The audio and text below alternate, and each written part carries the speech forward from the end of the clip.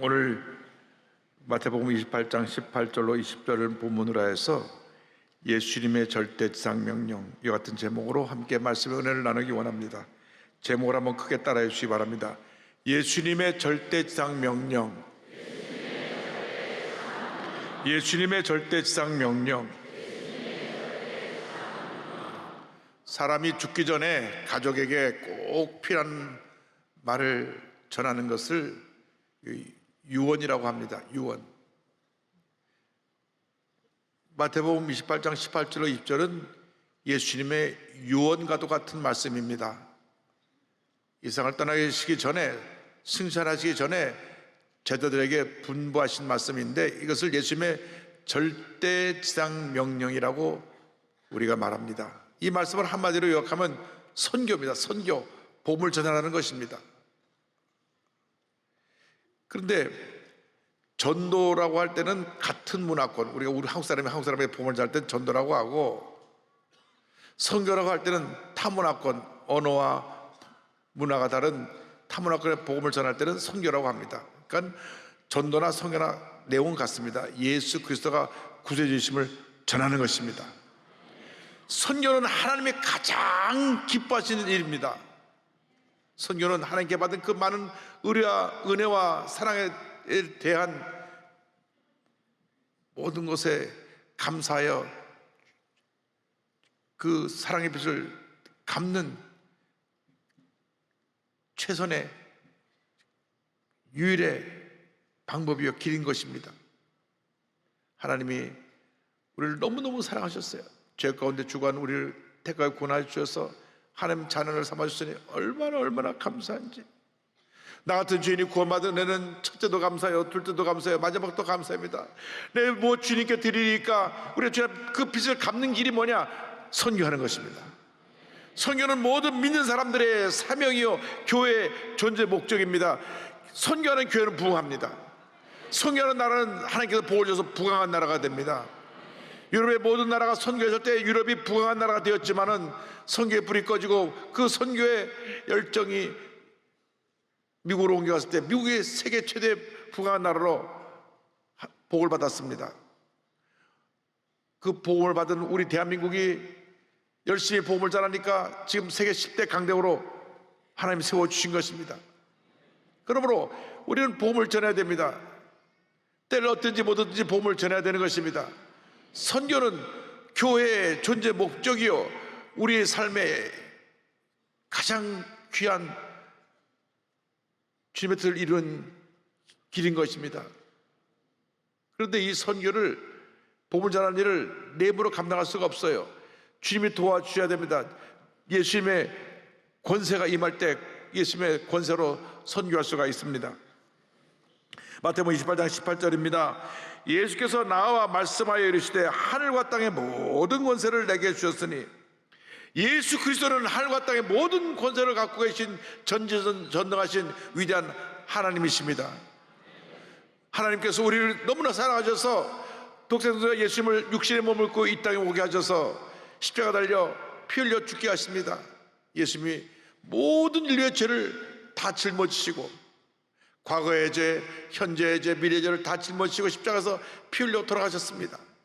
그리고 3일째 된 날 하나님이 다시 예수님을 부활시키시사 모든 세상의 그 어떤 권세보다 가장 높은 자리에 예수님을 세우셨습니다. 빌립보서 2장 9절로 10절은 설명합니다. 이름으로 하나님이 그를 지극히 높여 모든 이름 위에 뛰어난 이름을 주사 하늘에 있는 자들과 땅에 있는 자들과 땅 아래에 있는 자들로 모든 무릎을 예수의 이름에 꿇게 하시고. 선교란 무엇이냐? 예수님이 우리가 구원의 구세주가 된다는 것을 만방에 증거하는 것입니다. 그런데 이 선교에 하나님의 놀라운 역사가 나타나기 위해서는 예수님의 권능이 임해야 되는 것입니다. 선교는 내가 혼자 하는 것이 아닙니다.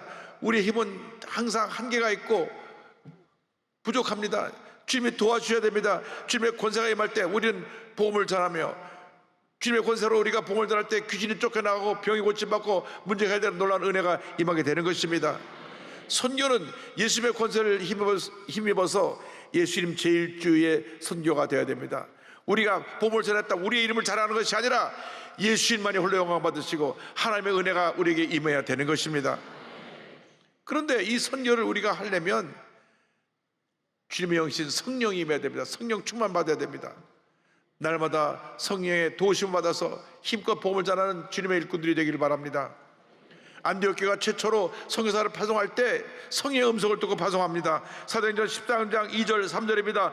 주를 섬겨 금식할 때 성령이 이르시되 내가 불러 시키는 일을 위하여 바나바와 사울을 따로 세워라 하시니 이에 금식하며 기도하고 두 사람에게 안수하여 보내니라.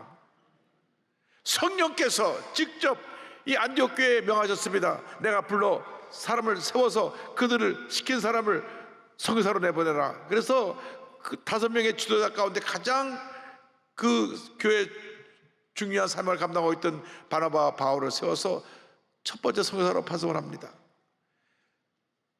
그런데 이 선교라고 하는 것은 내 입으로 하는 것이 아닙니다. 성령이 임해서 권능을 받아야 되는 것입니다. 사도행전 1장 8절의 말씀 그대로 성령이 임해야 되는 것입니다. 오직 성령에게 임하시면 너희가 권능을 받고 예루살렘과 온 유대와 사마리아와 땅 끝까지 이르러 증인이 되리라 하시니라.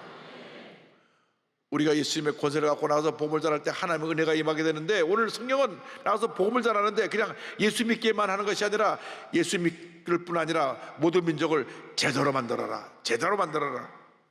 19절입니다. 그러므로 너희는 가서 모든 민족을 제자로 삼아 아버지와 아들과 성령의 이름으로 침례를 베풀고.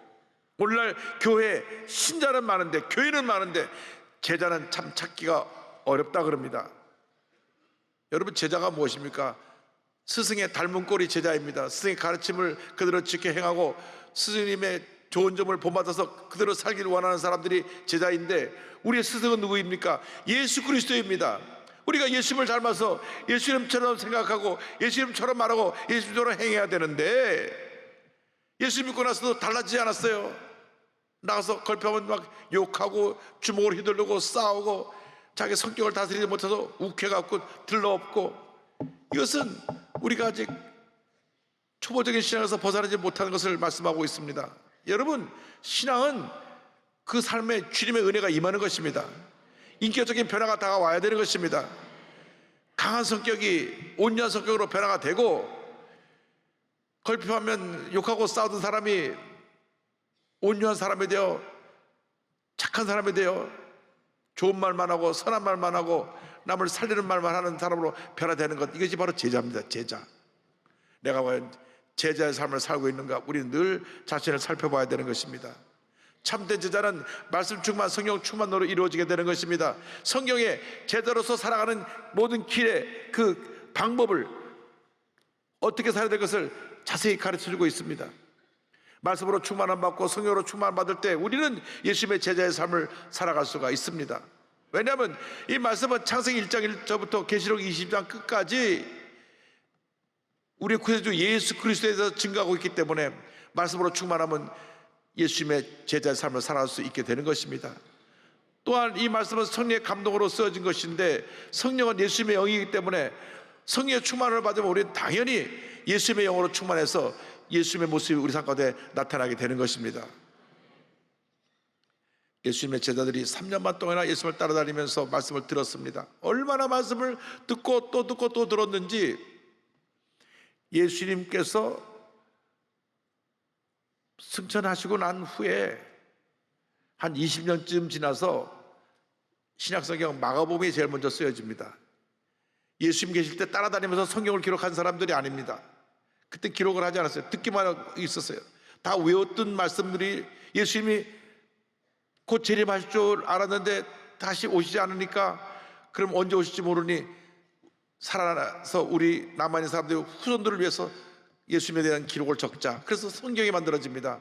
마가복음이 기록되고 마태복음이 기록되고 누가복음이 기록되고, 그 다음 예수님 승천하신 지 한 70년쯤 지나서 요한복음이 기록됩니다. 그렇게 성경을 잘 알고 있었습니다. 그런데 그렇게 성경을 잘 알고 있던 제자들이 성경 받기 전에는 예수님 붙잡히자마자 다 도망갔습니다. 다 도망갔어요.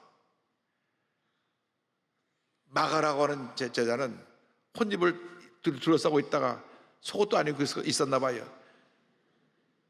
예수님 붙잡으시니까 그 붙잡히지 않으려고 혼이불을 벗어던지고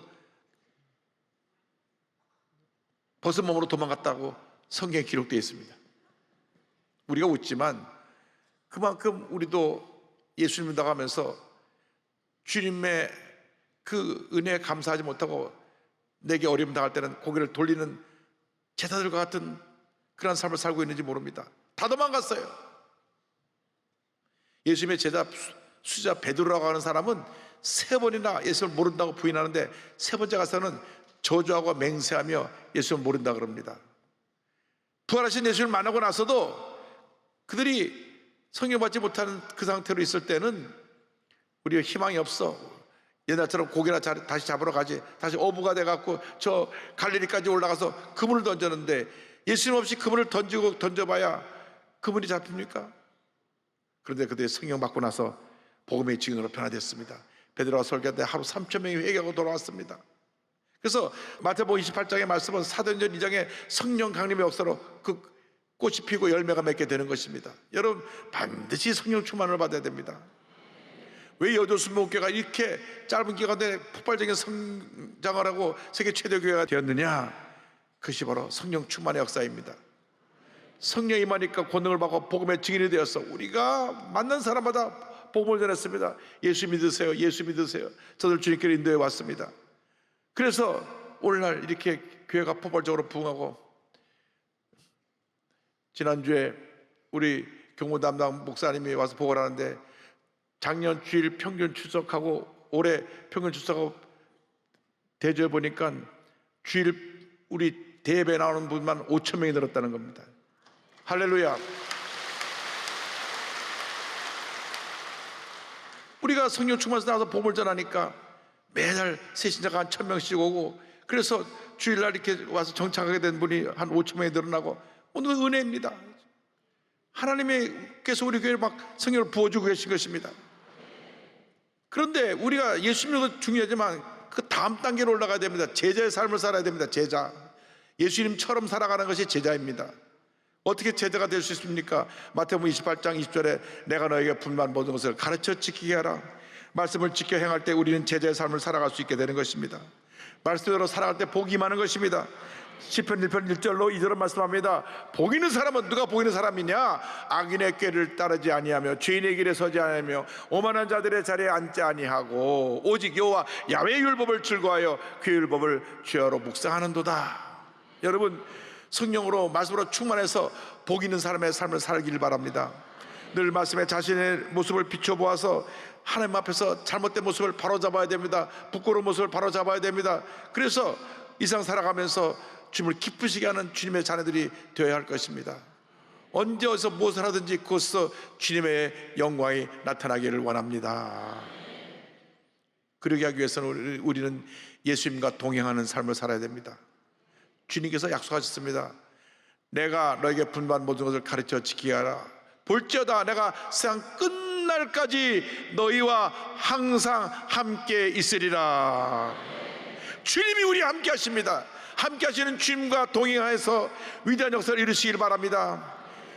직장에 가서도 함께 하시는 주님의 은혜로 열심히 직장 생활을 하고, 학교에서도 주님의 은혜로 열심히 공부하고, 여러분에게 어떠한 특별한 재능을 주셔서 이렇게 연주하는 재능을 주신 분은 그것을 주님을 찬양하고, 의사는 병 고치는 그 자리에서 주님의 은혜로 병을 고치고, 간호사는 그곳에서 주님의 사랑으로 환자들을 돌보고, 교사는 주님의 은혜로 학생들을 가르치고, 그럼 이상의 변화가 되는 것입니다. 주님이 우리와 함께 하십니다. 언제 어디서 무엇을 하든지 주님이 함께 하시는 것을 잊지 않게 되기를 바랍니다. 뚜르 신학대원의 석좌교수 레너드 스윗 박사님이 이렇게 말씀했습니다. 선교란 무엇이냐? 타 문화 속에서 예수 그리스도가 드러날 때까지 우리 안에서 예수님을 발견하고 함께하는 것, 그 문화 속에 예수님의 제자를 양육하는 것, 이것이 진정한 선교이다. 그것은 우리의 선교가 아닌 바로 하나님의 선교가 된다. 주님이 함께 하셔야 되는 것입니다. 예수님의 제자들이 부활하신 예수를 만나고 나서도 성령 받지 못하니까 마음에 허전함을 채우지 못해서 옛날에 고기 잡던 모습으로 돌아갑니다. 주님이 안 계시니까 그물을 던지고 또 던지고 또 던져도 올라온 것은 빈 그물이었습니다. 그때 밤새서 고기 한 마리도 못 잡았는데 저 동틀쪽에 갈릴리 호수 저 끝에서 누가 외칩니다. 예수님은 그걸 처음에 몰랐어요. 요한복음 21장 5절 6절 이렇게 말씀합니다. 예수께서 이르시되 애들아 너에게 고기가 있느냐 대답하되 없나이다. 예수님이 안 계시면 우린 빈배 인생입니다. 근데 주님 말씀하십니다. 이르시되 그물을 배 오른편에 던지라 그리하면 잡으리라 하시니 이에 던졌더니 물고기가 많아 그물을 들 수 없더라. 말씀에 순종해서 주님의 은혜로 그물을 던지면 배가 가득 차게 되는 것입니다.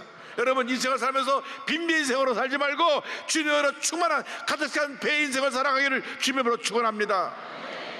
예수를 믿어도 예수님과 동행하지 않으면 빈배 인생입니다. 무엇을 해도 되는 것이 없습니다. 주님이 함께 하셔야 빈배가 가득하게 차게 되고 은혜가 충만하게 되는 것입니다. 주님 앞에 가는 그날까지 여러분 주님의 은혜로 충만하여 배가 가득한 그러한 축복을 받고 베풀고 나눠주는 삶을 살아가는 주님의 일꾼들이 되기를 바랍니다. 무엇보다도 여러분 주변에 믿지 않은 이웃들을 위해서 마음에 기도 제목을 품고 복음을 전해야 되는 것입니다. 복음을 전할 때 위대한 하나님의 역사 나타나게 될 것입니다. 평양 제일의 깡패로 유명했던 이기풍, 이분이 나중에 귀한 주의종이 되고 우리 한국의 첫 선교사가 되고 순교로 하나님 앞에 영광을 돌렸는데, 평양 가난한 농민 집의 아들로 태어나서 지배층 권력층은 다 문제가 있다고 생각을 했습니다. 그래서 늘 저항의식을 갖고 살았는데 어느 날 시장에 갔는데 웬 서양인이 서투조선말로 죄를 회개하고 예수 믿으세요라고 하는 전하는 것을 듣게 되었습니다. 그때 자기가 듣기는 서양인들이 조선을 삼키려 한다고 하는 얘기를 듣고 그런 생각하고 있던 차에 분노를 참지 못하고 돌멩이를 들어서 던지는데 그만 턱이 깨지고 피가 흘렸습니다. 그 쓰러졌는데 그 분이 누구냐 하면 한국에 와서 복음을 전하였던 사무엘 마페 박사인데 한국 이름이 마포삼열 박사고, 이분이 평양에서 숭실대학교를 세운 분이고요. 한국의 초대교회 큰 역사를 이룬 선교사님이신데 이 선교사님에게 돌을 던져서 피투성이가 되겠습니다. 그리고 이 선교사님이 교회를 세울 때 깡패들을 데리고 와서 교회를 때려 부쉈습니다. 선교사의 턱을 부서뜨리고 교회를 무너뜨리고 난 이기풍 깡패가 마음이 편치 않았습니다. 도대체 예수가 누군지, 예수라는 것을 전한 사람을 내가 이렇게 다 때려 부셨는데 왜 마음이 이렇게 편치 않은지 모르겠다. 어느 날 밤 잠을 자는데 예수님이 찾아오십니다. 기풍아, 기풍아, 왜 나를 핍박하느냐? 너는 나의 복음의 증인이 될 사람이다. 예수 믿는 사람 붙잡으러 가던 사울처럼 주님이 찾아오신 것입니다. 그런데 그때 마침 청일전쟁이 일어나서 위험을 피해서 원산으로 편을 갔다가 다시 또 한 번의 선교사를 만났는데 윌리엄 스왈런 선교사를 만납니다. 스왈런 선교사님이 그걸 보자마자 죄를 회개하고 예수 믿으라고 외쳤는데 그때 주님의 은혜로 꼬꾸라졌습니다. 29살 나이에 눈물 콧물을 쏟으며 회개하고, 그리고 자기가 돌 던져 다치게 했던 마포 삼열 박사를 찾아갑니다. 마페 박사를 찾아가니까 깜짝 놀랐습니다. 무릎을 꿇고 펑펑 울면서 제가 당신에게 돌을 던져서 상처를 입히고 이 교회를 무너뜨린 사람입니다. 마포 삼열 박사는 그를 품에 안고 같이 울면서 앞으로 함께 주임을 하자. 그래서 이 깡패였던 이기풍 이분이 신학교에 들어가가지고 주의종이 되는데 평양일 때 깡패가 변해서 목사 됐다. 그래서 복음이 증거되기 시작했습니다. 1907년 그는 장대현교회에서 신학교를 졸업하고 나서 목사 안수를 받는데 한국 최초의 7명 목사 가운데 한 명이 돼가지고 그 당시 언어와 풍습에 따라서 마치 외국같이 여기고 있던 제주도에 1호 선교사로 파송을 받습니다. 선교사로 파송받고 가는데 그 목포에서 출발해서 가는 동안에 풍랑을 만나 조난을 당하고 어려움을 겪고 또 제주도에 가보니까 완전히 미신으로 가득 차서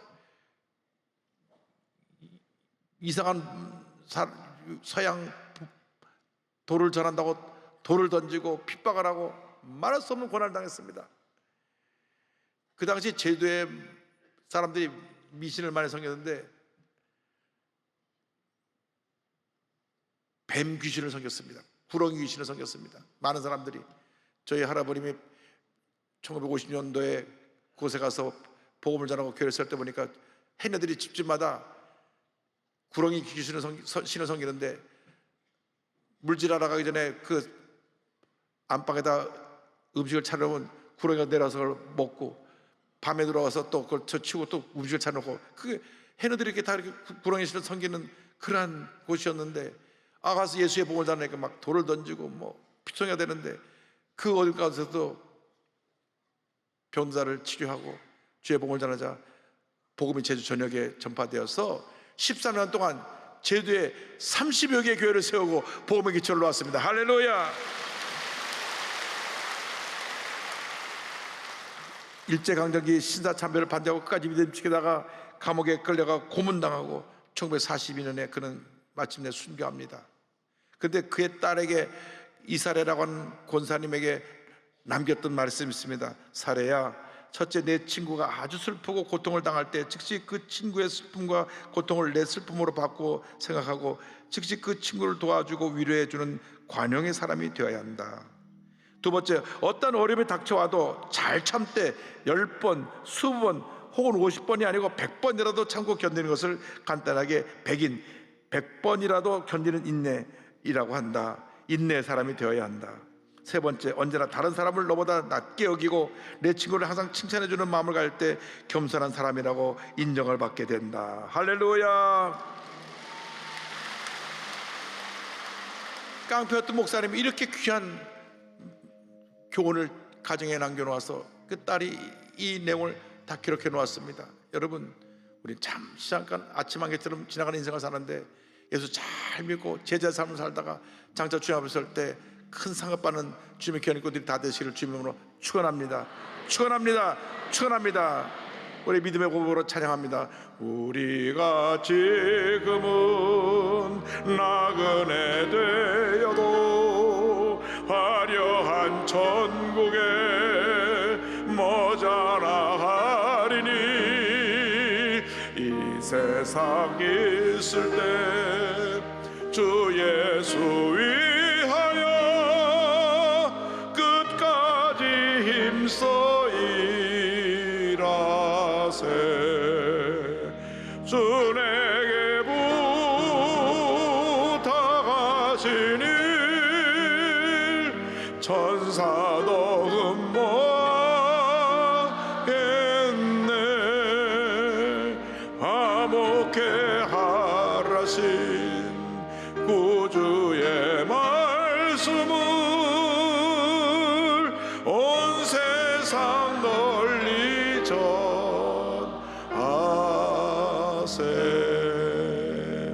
예수님의 제자가 되어서 복음의 증인으로 살다가 장차 기쁨으로 주님 맞이할 수 있는 여러분 모두 되시기를 주님의 이름으로 축원합니다.